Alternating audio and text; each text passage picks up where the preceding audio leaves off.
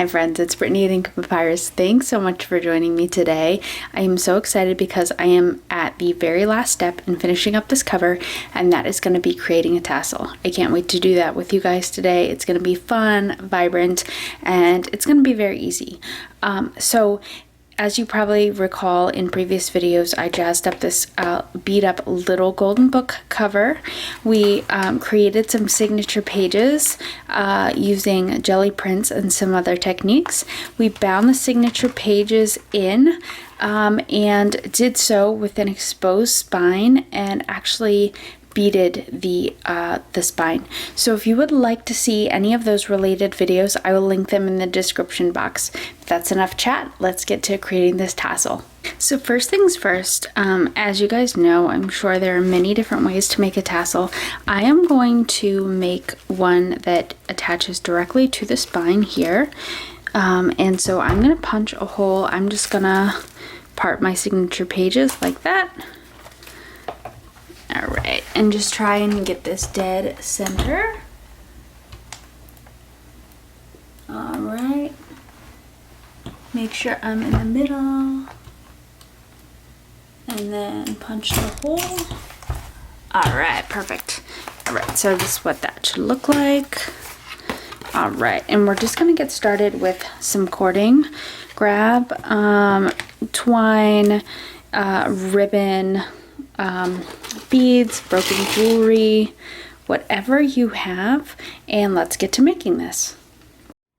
I can't tell you how excited I am about this. I think a vibrant, really bright tassel is going to be just what this journal cover needs. So as you will see here, I'm just gathering up basic supplies, ribbon, applique, some cording. For this tassel, I've decided to include a couple pieces of cording that I will put some beads on, but I don't want to overpower or take away from the beaded spine that I've created. So much of the tassel is going to be the ribbon and the applique that you're seeing. You could make an entire tassel with just ribbon, applique, lace, and make a very fine, beautiful tassel. I always like to put some beads on mine, and when I was digging into my stash earlier, I found some perfect spring beads. I have some butterfly and butterfly charms and some bunny beads and ladybug beads and this dragonfly bead that I've been waiting to incorporate into a journal forever. So I felt kind of obligated. So I got to put some beads on there.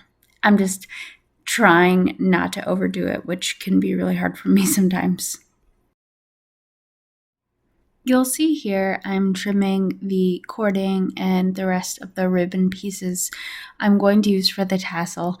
Can I just impress upon you how important it is? I know you don't want to waste stuff, but give yourself plenty of cording, okay? It is infuriating when you go to put the beads on that you want and you don't have enough cording. You can always trim cording. You can't add more. So leave it long, and once we create the tassel, then you can cut it all off, okay, as short as you want. Just do yourself a favor and give yourself more than you think you'll need. Okay, so important steps right here. You're going to see me take the ribbon, applique, cording, everything that I included in the tassel, and you're going to see me loop it over on my thumb. This is the time where you want to group everything that you want, put it where you want it. If you have things that you want on top, put them, make sure they're situated on top. If you want them kind of hidden, put them at the bottom. Once you loop your tassel over and tie it off, there's only so much moving that you're going to be able to do. Once you form that nice loop around your finger, you're going to want to take a long piece of cording. I say cording, it could be something else, but you want it to be sturdy and you want it to be thin. It's very hard to tie a thin, or it's hard to tie a good sturdy knot with ribbon. So you want it thin, but you don't want it so thin that it's not going to be sturdy, okay? Like you don't want to use sewing thread, for example. So I think cording is the way to go here. Sorry, I'm a little out of frame. But what I'm going to be doing is as I hold that loop firm with my thumb and my pointer finger, I'm going to wrap that cording around the tassel multiple times, okay? You want to loop it around there several times while still keeping, you see that loop I have my finger through there? You want to keep enough of that tassel that's folded over up top that we can put another piece of cording through to tie it to the journal. So make sure that you are able to easily slip your finger through the top of there. And actually you'll see me like slip my scissors through to clear a path soon. But sorry, I'm getting ahead of myself. So take your cording, you want to wrap it around that top loop several times. And once the cording is nice and tight, you're going to want to tie a knot.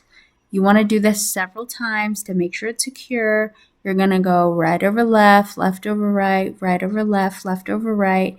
And once you do this, at least 4, I'd say minimum of 4, probably 5, 6 times, you can go ahead and cut that excess off.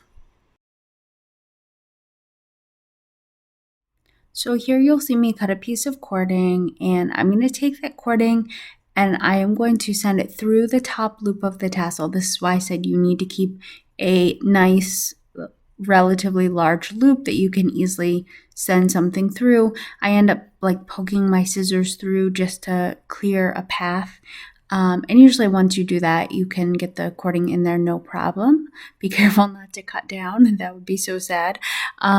So yeah, once you do that, you shouldn't have any trouble at all. There are obviously a lot of different ways you can attach your tassel to your journal.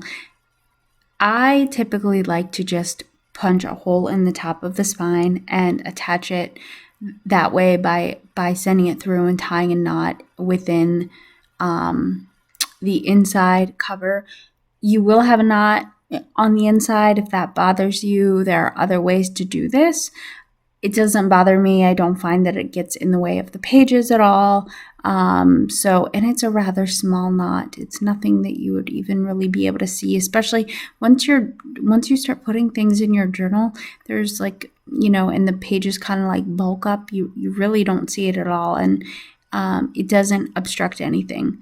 You want to tie several knots, because you don't want this coming back out. I end up, the hole that I punched was so large, I end up just looping the threads of the cording back over and back through the hole and then tying the knot. I think this is a way to ensure that it's extra secure. Obviously, if it bothers you that there's cording coursing along the top of the journal, then this method isn't for you. It doesn't bother me at all. Like, it just looks like part of a tassel.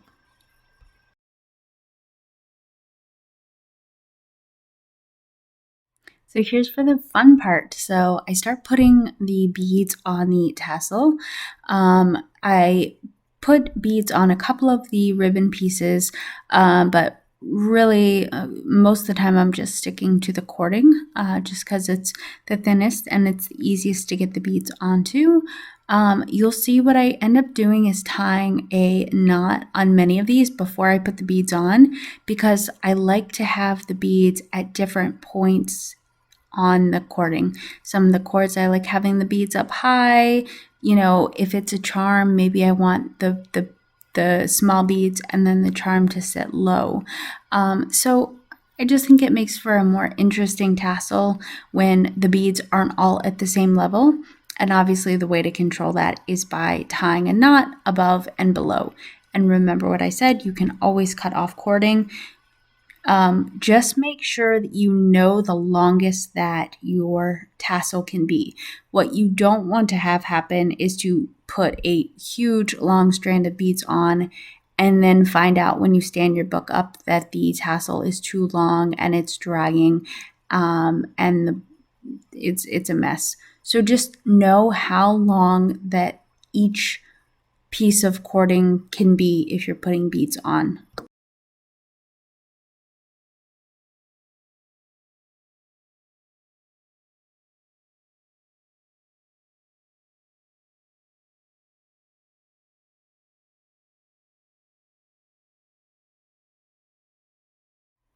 So seed beads, large beads, painted beads, it's all fun. There's really no limit as to what you can put on the tassel. Sorry for my big head obscuring the camera half the time. I'm just looking in my little bead tray to see what I have and what I think will look good on the tassel. I don't know, this is just a really relaxing process, and I love the way this came out. So, yeah, just bead away.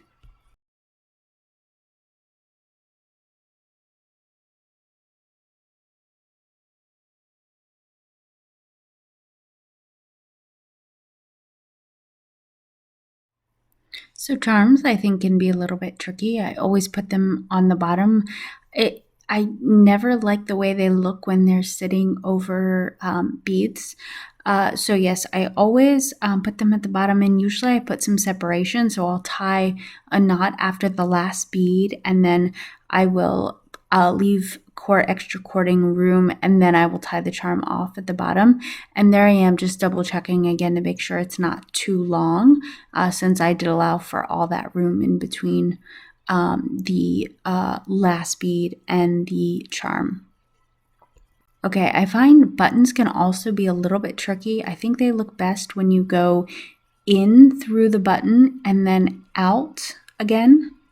Then pull the button up on the cording and situate it wherever you would like. I also think buttons look a little bit funny when they're sitting over top of beads directly. It kind of hides them. So oftentimes what I will do again is to tie a knot below the button, and then that way the button can't slip or slide, and then the bead can't ride up on it. This bead was big enough that it looked fine. Sitting directly below the button, but especially small beads, the buttons kind of swallow them up. So I would definitely recommend tying a knot above and below.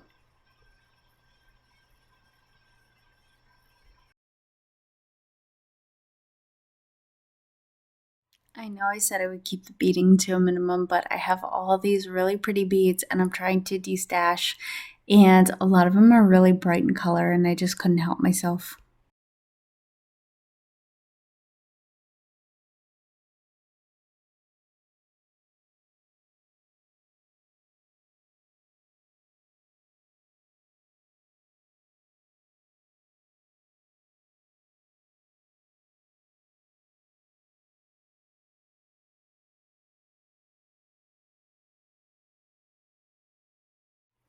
So I found a couple other beads I wanted to add. There's this really pretty, like, strawberry, kind of retro style bead that I've had for a while, and I didn't find another journal it would look good on, and this is perfect. This is it. I wish I had a carrot one too, but alas, I do not.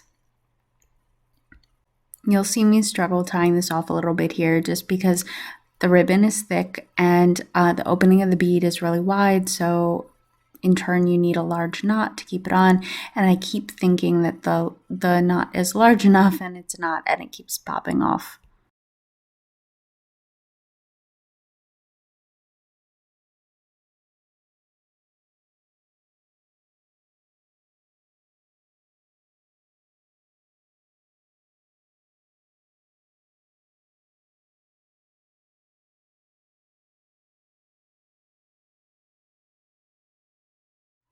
So next you'll see me try to get this ladybug bead on, and I'm trying for the life of me to get it on, but the ribbon is thick and the opening of this bead just is not, it's not wide enough, and I keep struggling and struggling and struggling, and usually the poke through with the needle, pull out with the tweezers works, as you've seen before in this video, but this was not working for me. So finally, I had the sense to cut the ribbon up in half and that allowed me to pull one half through and then push the other through and then finally tie the knot. It was totally worth it though. I had to have this ladybug on my tassel.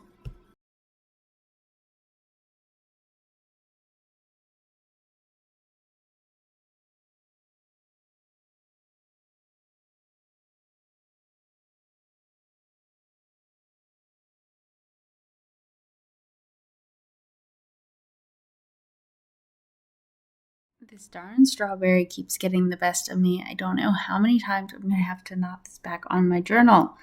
Okay, spoiler alert, it finally goes on and it stays on, but ugh, what a process.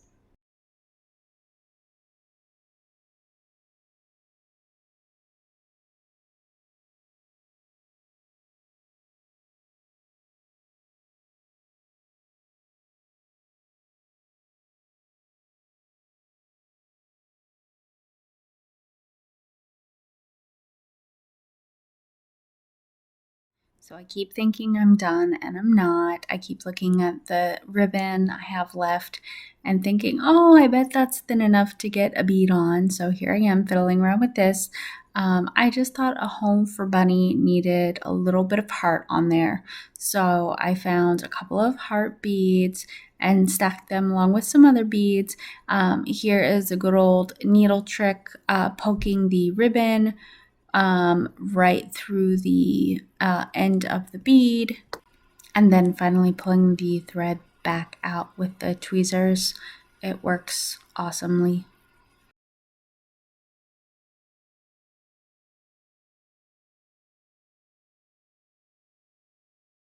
And last but not least, I had to get the sweet little bunny bead on there. It's the little bunny bead at the bottom that matches the beading on the spine. So I had to do it, but this will round it out. And then we are going to finish off our tassel by trimming it. And that's it, folks. That's all it took to make this gorgeous, cute little perfect accessory for this journal. Okay, so the tassel is finished and I'm really happy with how this came out. I wanted to keep it rather simple because, well, I didn't want to overdo it since I have all this beading on the spine. So I did put some beads and buttons on, but I left them kind of to a minimum and instead utilized more trim and ribbon and things like that.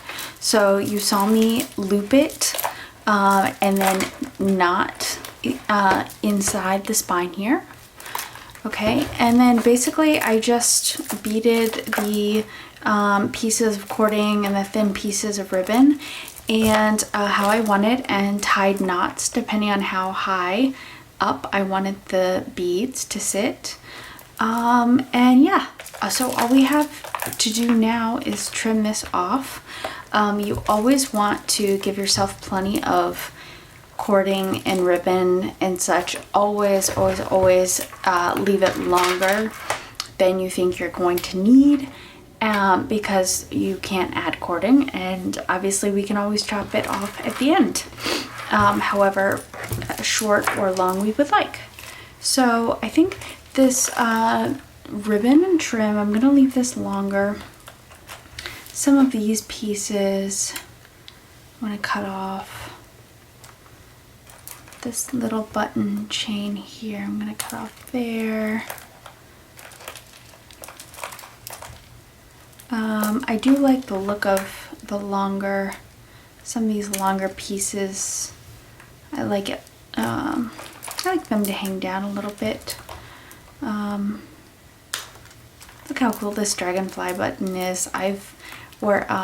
Bead. I've been wanting to use this forever.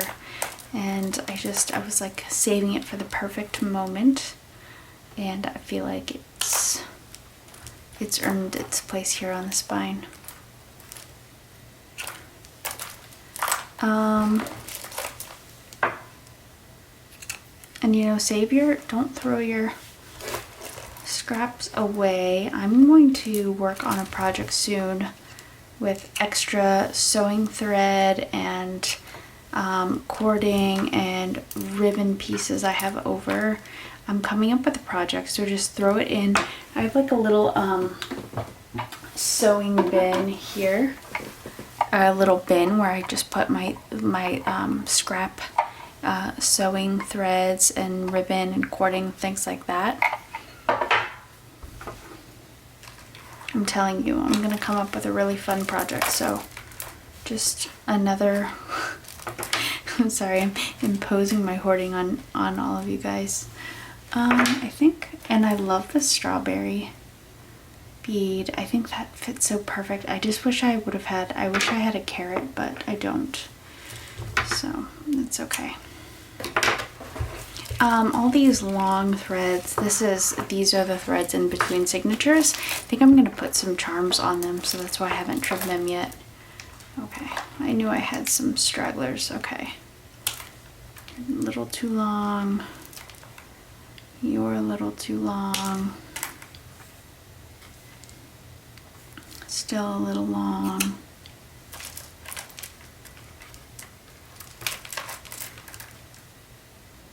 I'm really happy with how this turned out.